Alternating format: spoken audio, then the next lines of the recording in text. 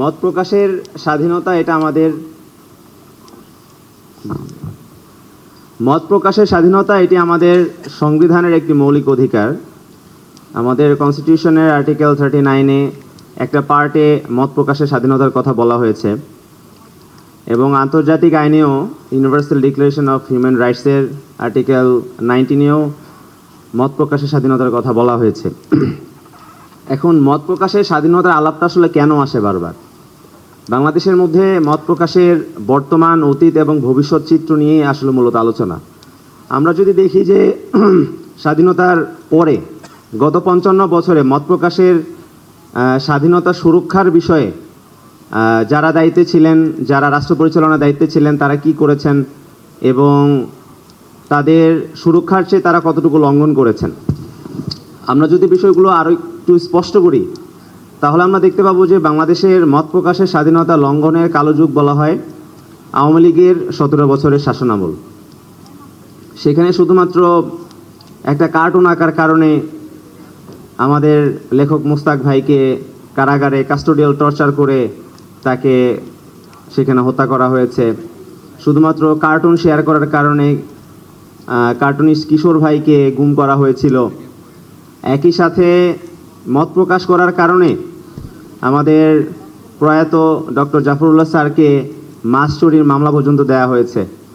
তো 17 বছরে তো আসলে আমরা মত প্রকাশের স্বাধীনতা লঙ্ঘনের একটা চিত্র আমরা দেখেছি, কিন্তু সেই চিত্র থেকে কি আসলে এখন পর্যন্ত আমরা বের হতে পেরেছি কিনা, বা বর্তমান সময়ে বা অভ্যুত্থান পরবর্তী সময়ে আমরা নির্বাচিত সরকারের কাছ থেকে যে ধরনের বৈশিষ্ট্য প্রত্যাশা করেছিলাম যে সরকার ক্ষমতায় যদি আসে তাহলে সরকারের মধ্যে এই ধরনের বৈশিষ্ট্যগুলো বিদ্যমান থাকবে, সেগুলো আসলে আছে কিনা।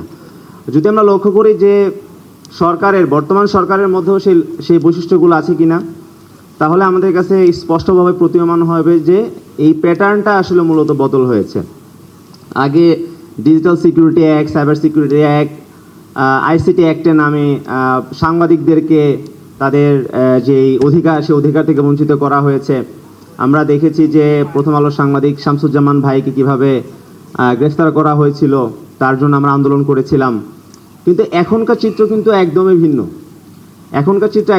এখন যখন সরকার কোনো সমালোচনা করা হচ্ছে, যখন কোনো কার্টুন শেয়ার করা হচ্ছে বা যে কোনো ধরনের ফটোকার্ড শেয়ার করা হচ্ছে, তখন কিন্তু আর সেই সাইবার সিকিউরিটি অ্যাক্টে কিন্তু মামলা দেওয়া হচ্ছে না, বা ডিজিটাল সিকিউরিটি অ্যাক্টে কিন্তু মামলা দেওয়া হচ্ছে না। এখন সরাসরি মানহানি মামলা দেওয়া হচ্ছে এবং ধরে গিয়ে ওই এলাকাতে, আমি যেহেতু জাতীয় যুবশক্তি করি, আমার জাতীয় যুবশক্তি ঠাকুরগাঁও জেলা কমিটির একজন যুগ্ম সদস্য সচিব, যিনি আমাদের বর্তমান সরকারের এলজিআরডি মিনিস্ট্রি দায়িত্বে যিনি আছেন মির্জা ফখরুল ইসলাম আলমগীর, তাকে নিয়ে কয়েকটি মন্তব্য করেছিলেন এবং তাকে সেই মন্তব্য করার কারণে তাকে তাৎক্ষণিকভাবে গ্রেফতার করে জেলে নিয়ে যাওয়া হয়েছে এবং এখন পর্যন্ত তাকে কোনো ধরনের জামিন দেওয়া হয়নি।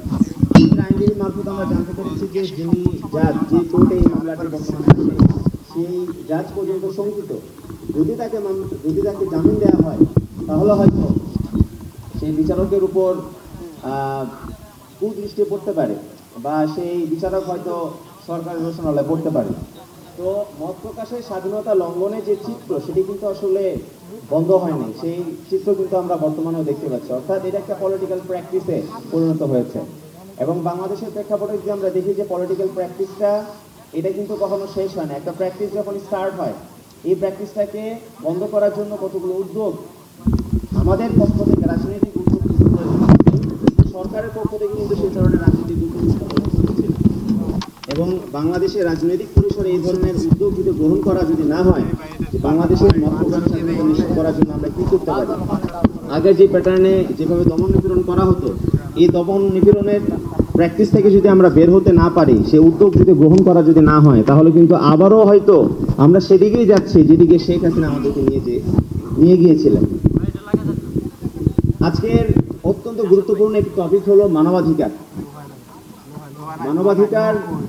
বাংলাদেশের মধ্যে মানবাধিকার কমিশন বলে একটা কমিশন আছে, যেটা 2009 সালের আইন দ্বারা পরিচালিত।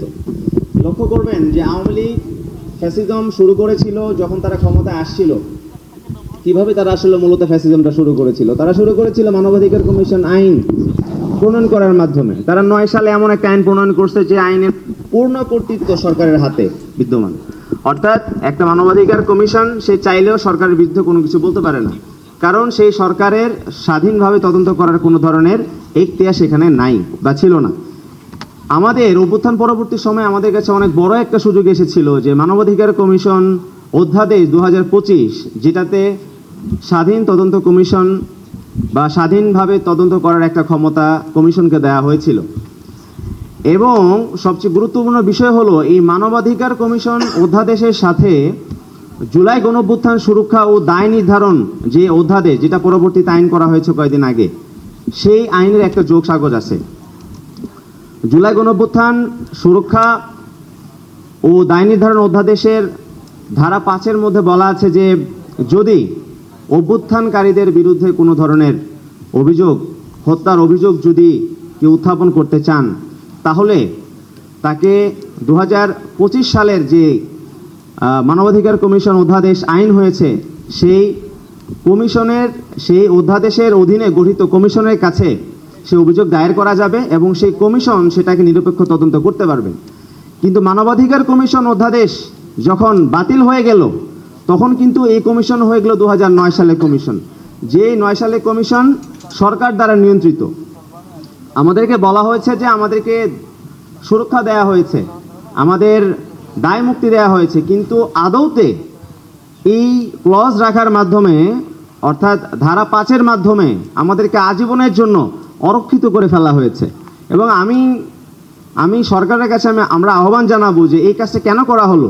এবং আমাদের জুলাই গণঅভ্যুত্থানের অংশগ্রহণকারীরা যারা ছিলেন, তাদের মধ্যে বিএনপির যারা নেতাকর্মী তারাও কিন্তু ছিলেন। অর্থাৎ এটি এমন একভাবে এই আইনটিকে প্রণয়ন করা হয়েছে যেখানে আমাদের দায় মুক্তি দেওয়া হয়নি, বরং আমাদেরকে সারা জীবন আমাদেরকে ঝুঁকির মধ্যে ফেলে রাখা হয়েছে।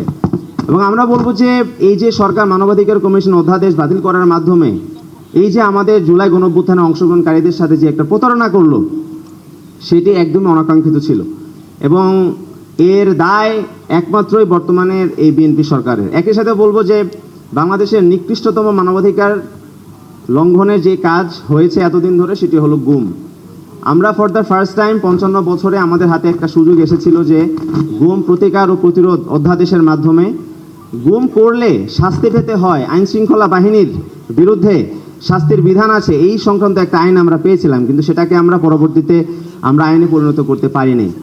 অর্থাৎ এখন বর্তমানে ওই আইনটাকে যখন বাতিল করা হলো, আইসিটি ট্রাইব্যুনালে শুধুমাত্র সিস্টেমেটিক অনেক মানুষকে একসাথে গুম করলে এটার একটা প্রতিকার হয়তো পাওয়া যাবে, কিন্তু ইন্ডিভিজুয়াল জায়গা থেকে এককভাবে যদি কাউকে গুম করা হয় তার কিন্তু প্রতিকার নেই এখন বর্তমানে বাংলাদেশে।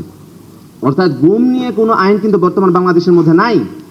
17 বছরে শেখ হাসিনা যেরকমভাবে গুমের কালচারটাকে তারা জারি রেখেছিল, সেই কালচার কিন্তু আবার শুরু হলো এই আইন বাতিল করার মাধ্যমে, এই অধ্যাদেশ বাতিল করার মাধ্যমে।